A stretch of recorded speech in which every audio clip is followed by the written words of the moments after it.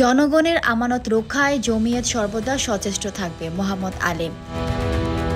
সিলেটের গোয়াইনঘাটে অনুষ্ঠিত এক গণসমাবেশে জনগণের আমানত রক্ষায় দায়িত্বশীল ভূমিকা পালনের অঙ্গীকার করেছেন জমিয়ত উলামায়ে ইসলাম বাংলাদেশের কেন্দ্রীয় আইন বিষয়ক সম্পাদক ও সিলেট ৪ আসনের প্রার্থী অ্যাডভোকেট মোহাম্মদ আলীম।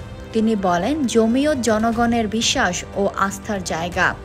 আমরা ইনসাফ ভিত্তিক সমাজ ও রাষ্ট্র গঠনে কাজ করছি। ক্ষমতায় গেলে দুর্নীতি প্রতিরোধ, সুশাসন প্রতিষ্ঠা ও জনগণের অধিকার রক্ষায় নিরলসভাবে কাজ করব ইনশাআল্লাহ।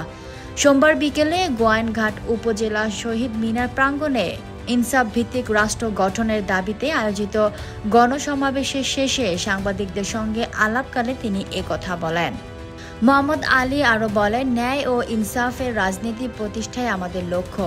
রাজনীতি কোনো ব্যক্তিগত উচ্চাকাঙ্ক্ষা নয়, এটি জনগণের সেবার অঙ্গীকার।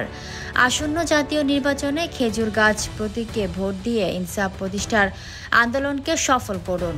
গণসমাবেশে সভাপতিত্ব করেন আহ্বায়ক মাওলানা ফখরুল ইসলাম। সঞ্চালনায় ছিলেন মাওলানা গোলাম আম্বিয়া কয়েস।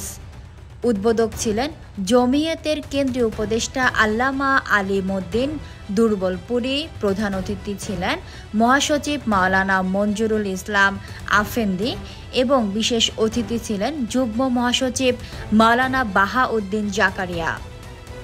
এ সময় স্থানীয় ও কেন্দ্রীয় নেতৃবৃন্দ সহ বিপুল সংখ্যক জমিয়ত সমর্থক উপস্থিত ছিলেন। Fatema Tuz Zohra, people voice television, Dhaka.